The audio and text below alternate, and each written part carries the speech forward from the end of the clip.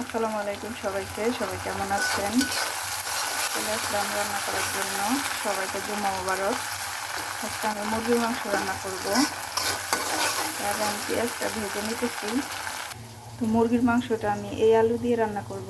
এটা কি আলু আসলে আমি নাম জানি না। তো এটা দিয়ে রান্না করে দেখি খেতে কেমন হয়। পেঁয়াজটা আমার একটু লাল লাল হয়ে গেছে। আমি এর মধ্যে এখন আদা রসুন পেস্ট দিয়ে দিব। আদা রসুনটা আমি একটু ভাজা ভাজা করে নিই, কাঁচা গন্ধটা চলে যায়। আদা রসুনটা ভাজা ভাজা হয়ে গেছে। এখন আমি এর মধ্যে এক এক করে সব মশলা দিয়ে দিব। হলুদ।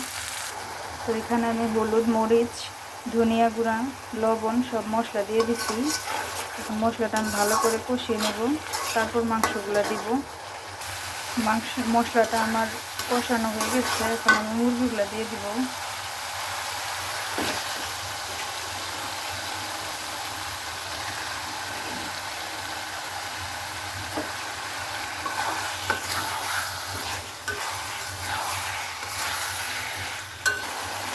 এখন এর মধ্যে আমি আলুগুলো দিয়ে দিব। এগুলো আসলে কী আলু আমি নাম জানি না, আপনারা যদি কেউ জানেন কমেন্ট করে জানাবেন। এগুলো নাকি আলু গাছের উপরে হয়, তো আপনারা যদি জানেন কমেন্ট করে জানাবেন। এর মধ্যে এখন আমি আলুগুলো দিয়ে দিব।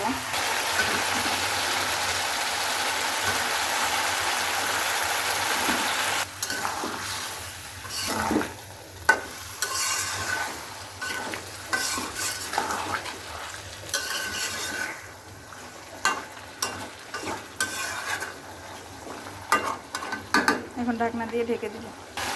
মুরগিটা আমার কষানো শেষ। এখন এর মধ্যে আমি গরম পানি দিয়ে দিব।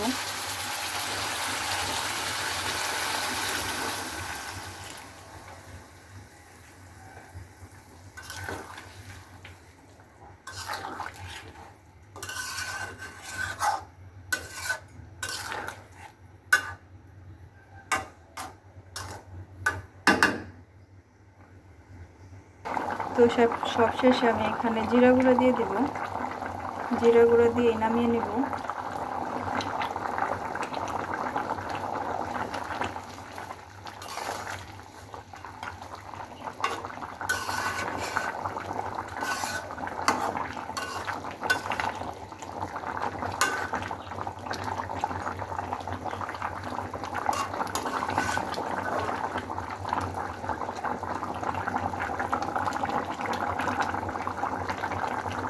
তো রান্না আমার শেষ।